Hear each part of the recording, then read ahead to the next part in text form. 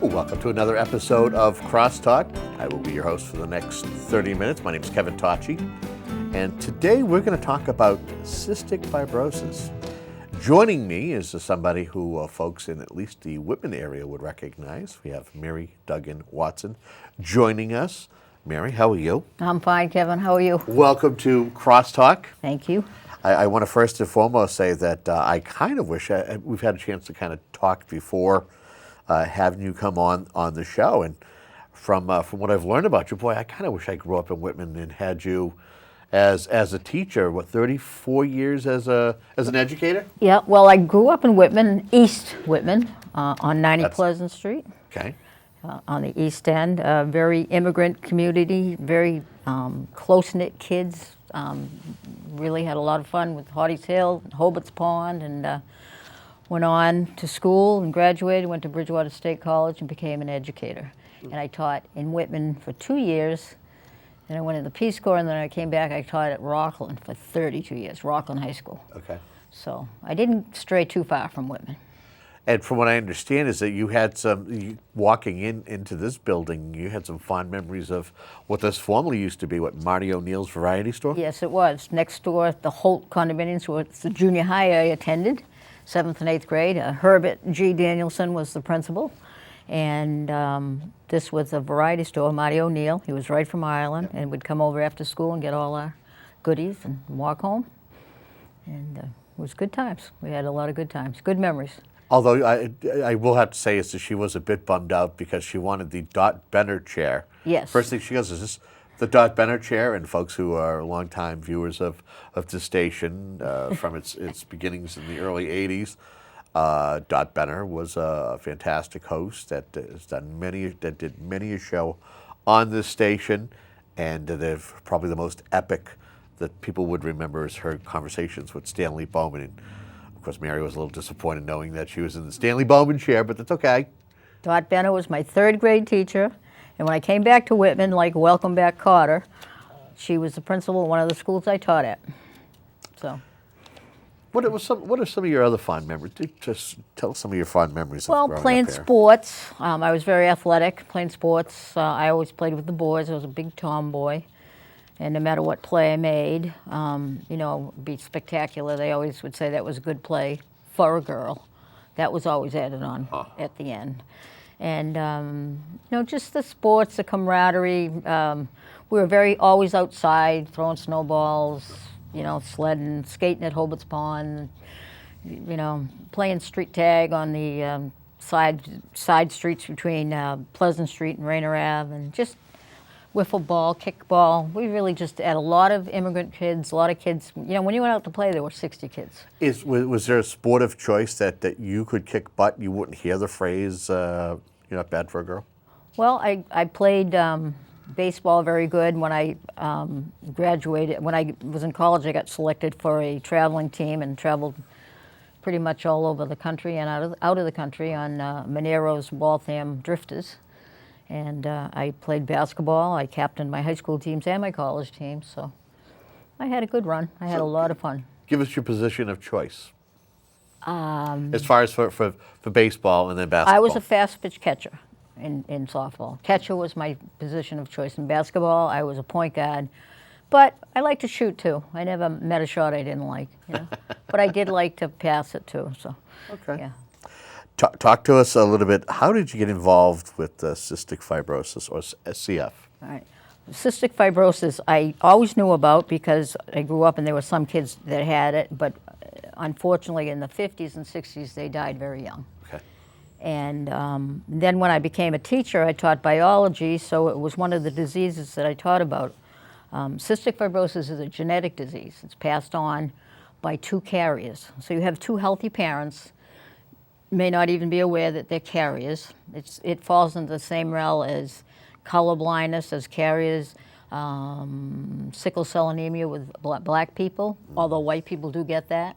Thalassemia, which is an Italian disease, like a sickle cell anemia. It's a genetic disease where you have 2 healthy people, but they have 1 unhealthy genes of the pair. Okay. And every time they have a child, there's a 1 in 4 chance that that child will get the disease. There's a chance that there'll be a carrier, 50% chance there'll be a carrier. They'll get one good gene, one bad gene from each parent. There's a chance they'll get both good genes and they'll never have to worry about having it or passing it on. And then the destructive one is when they get a bad gene from each parent, then they have the disease. What? So it's cystic, that's what causes the disease. What exactly is cystic? I mean, how do you know if someone has Okay. cystic fibrosis? Before DNA testing, they used to do what they called a sweat test on the kids. They'd make them sweat, they'd get them as hot as they can, and they'd test their sweat because it's a disease of the mucus-producing genes, glands, and the sweat glands. And they sweat very concentrated. Their sweat is very salty. Okay.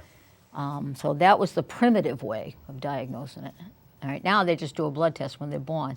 In the state of Massachusetts, there's a law that every child at 36 hours has to have newborn screening for cystic fibrosis, PKU, a host of genetic diseases in the hopes that if they catch it quick, there'll be less damage done to the child.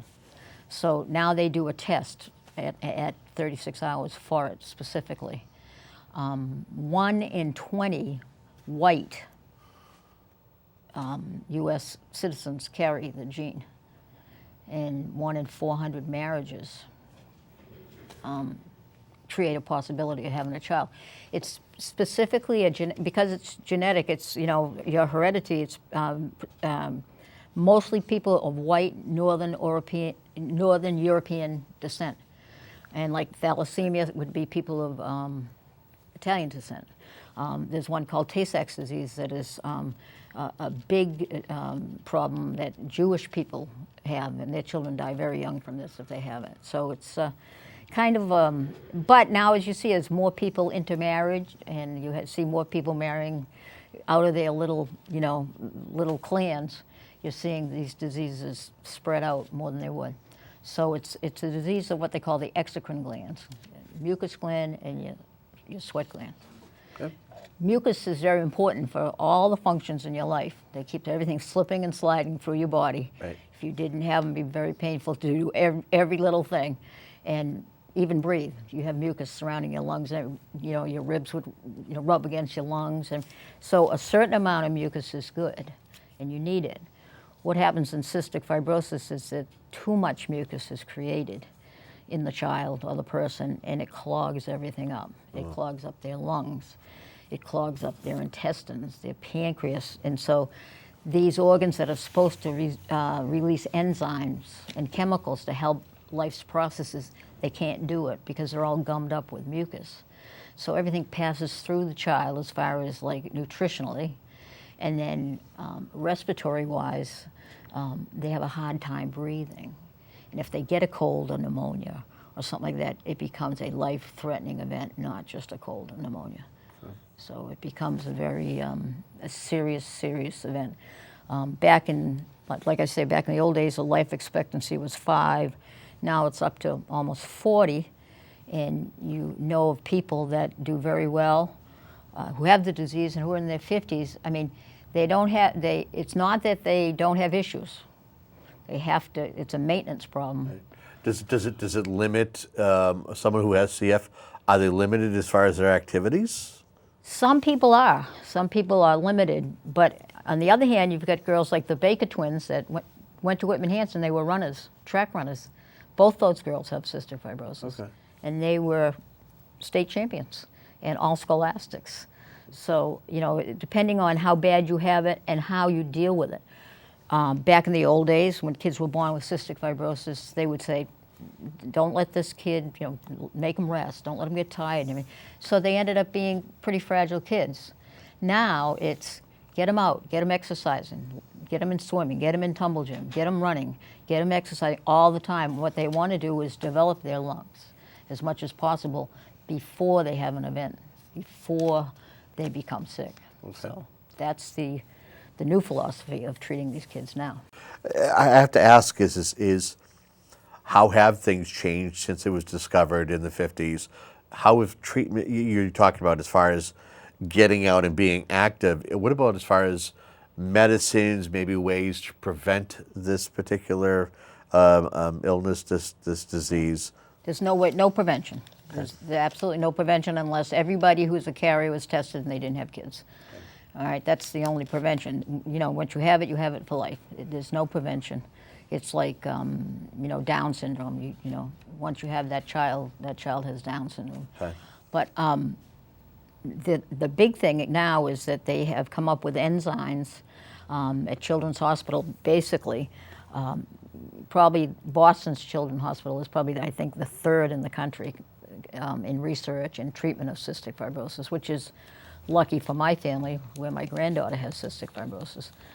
But they've come up with enzymes to break up the mucus in the intestines so the child gets the nutrition they need, you know, and gets everything they need, and they're not as frail.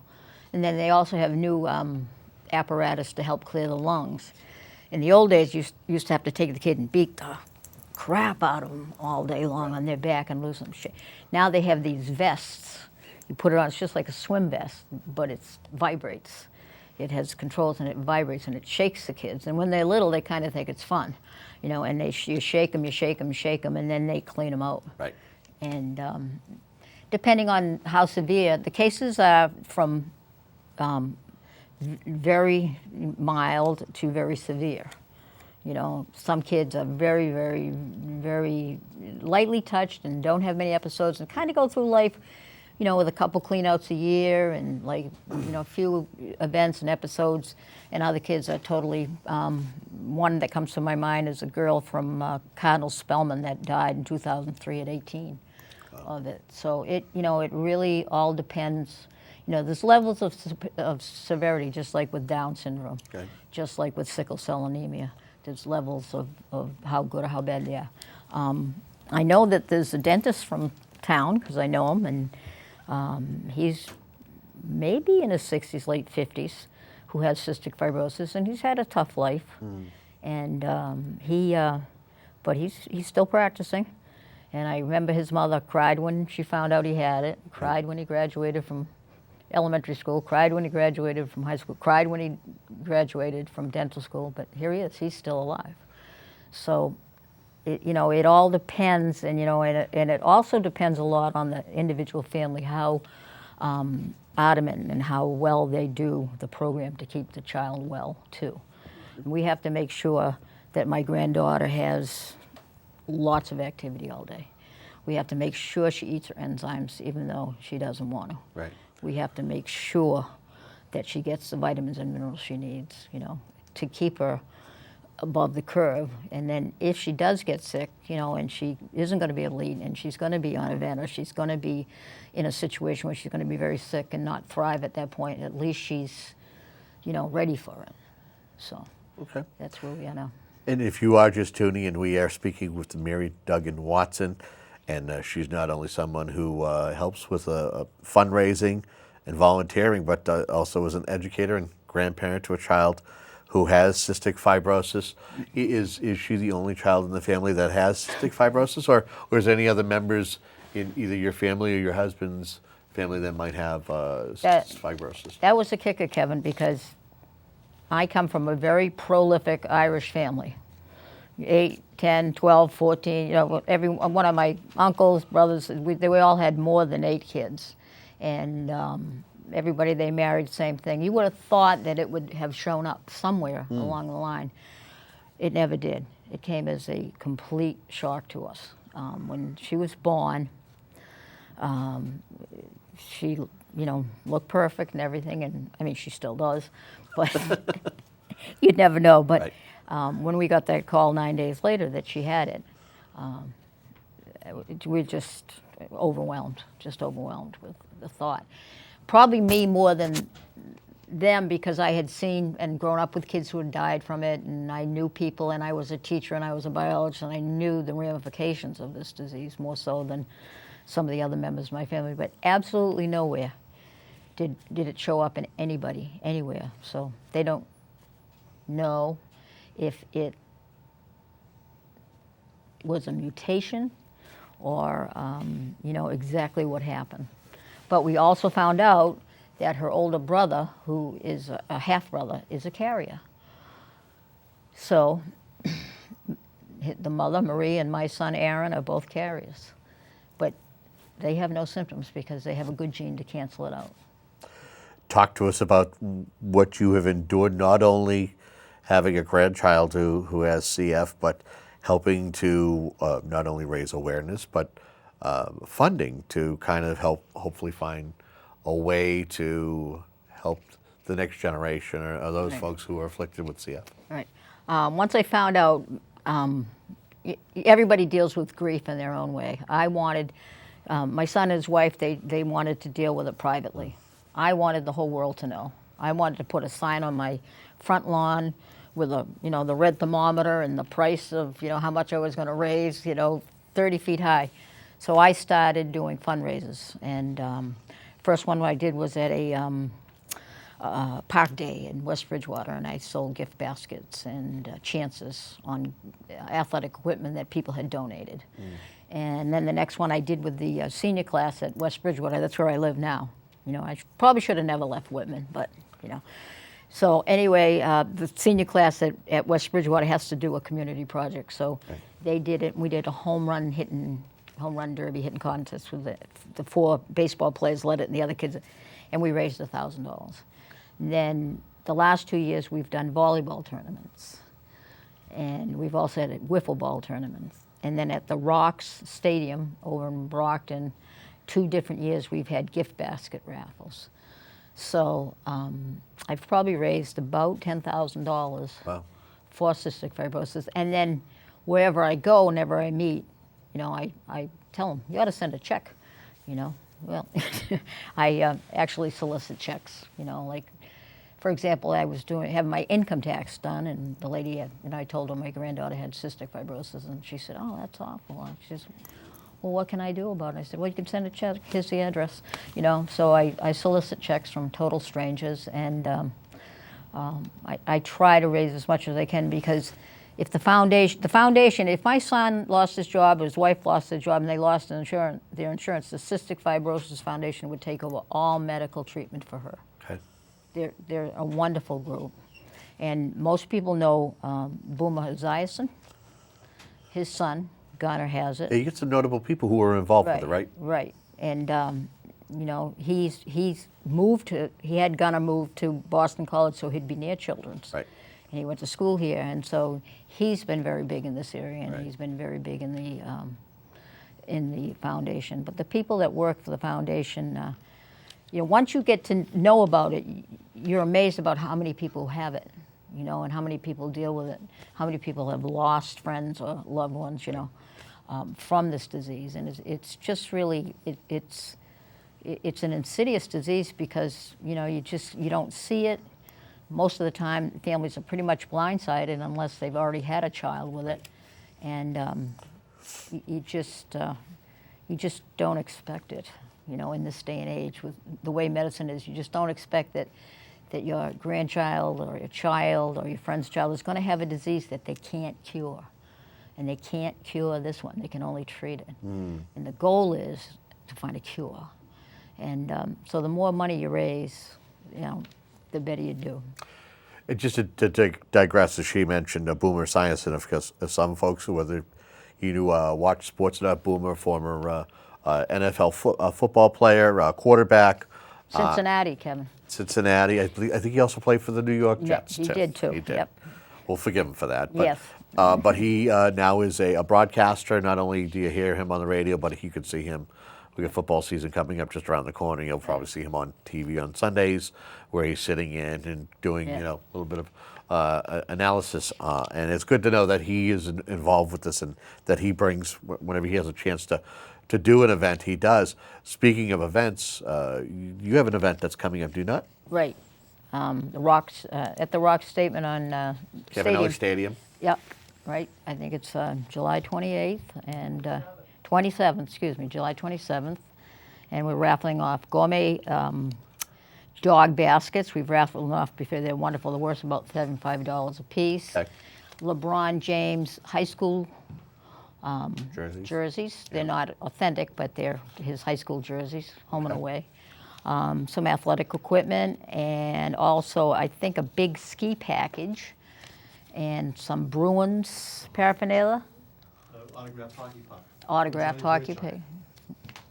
autograph hockey puck. Voice from nowhere, just Voice kinda- from nowhere just voice came from out, nowhere Kevin. telling us, Johnny Boychuk. Let's not forget the Boston Johnny Bruins Yes. just almost got the Stanley Cup, and he's Right. part of that team. So Right. that's I gonna want be to worth tell a you couple a bucks. great story about Boomer Esiason because I met him at a awards banquet, and he just stays a while because he wants all the little people to get attention. You know, the little ones that raise like $9,000, $10,000. He raised $142 million last year for cystic fibrosis. But this is what he says he does.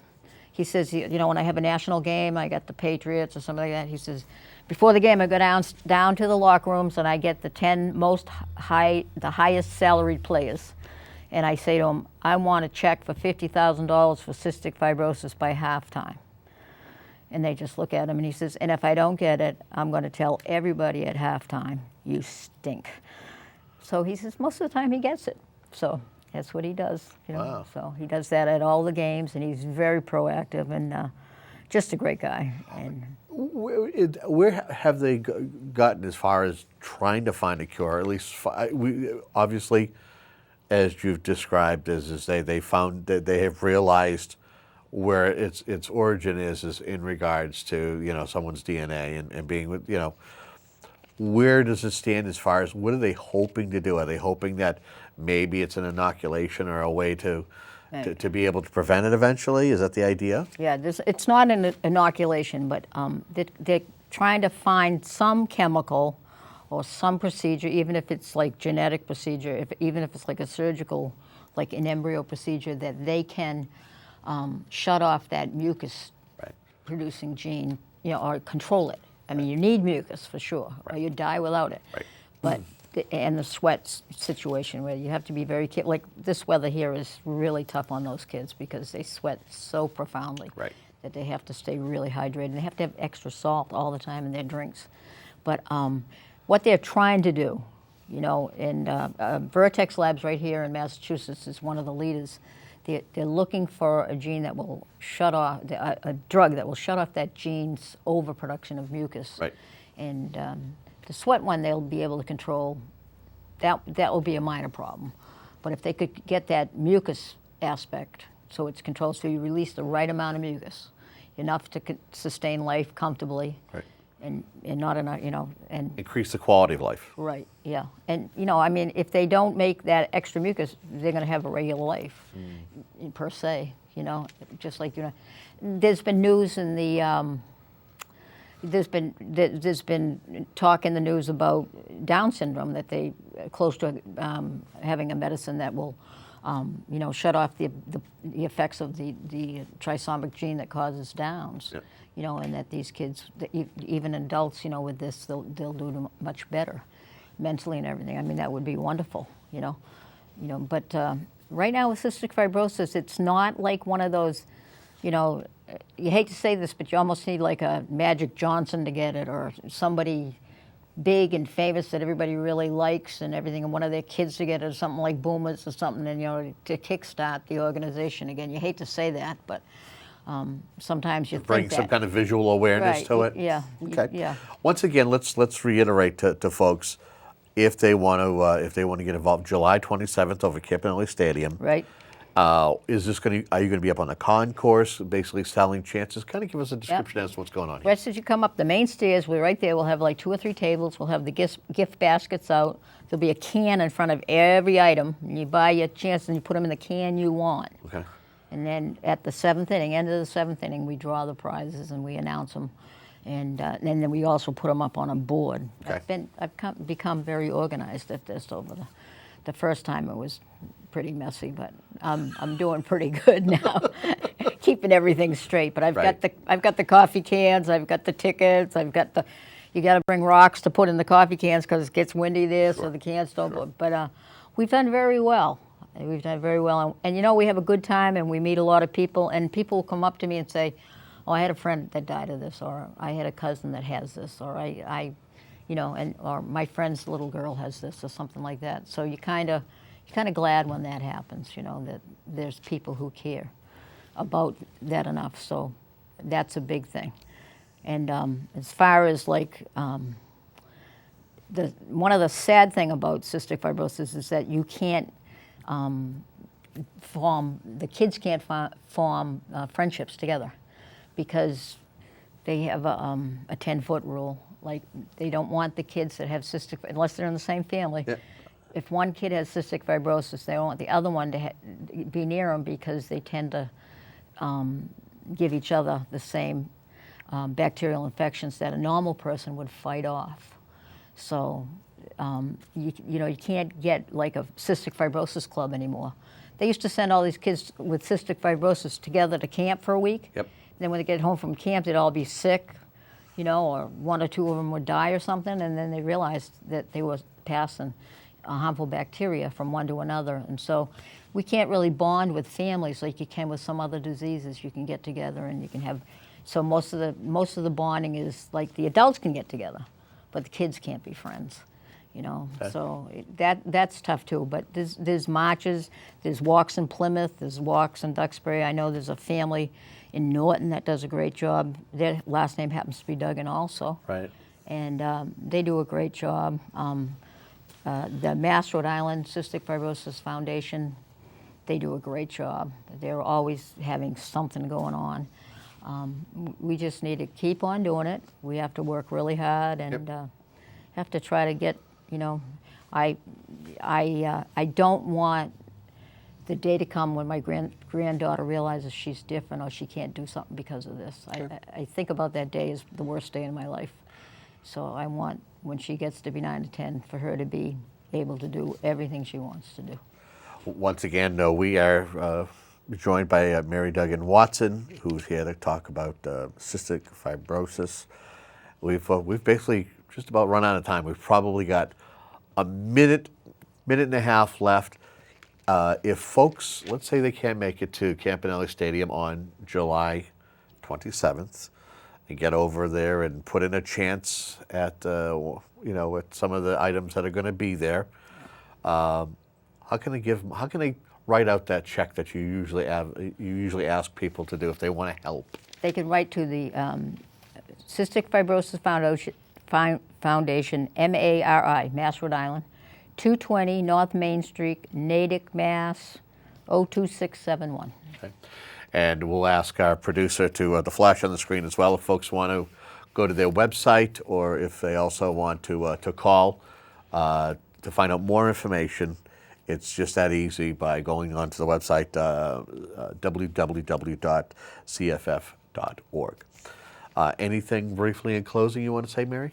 No, I want to say thanks for letting me be here, sure. And I want to say thanks to all the old Whitmanites, and especially the people from East Whitman, Cheryl Studley, Sue Pimentel, Linda Stafford, all my old friends that still live here, and it's good to come back to the hometown every once in a while, and it was great meeting you.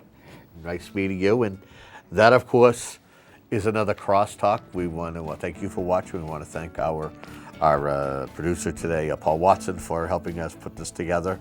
That's another one. Until next time, have a great day.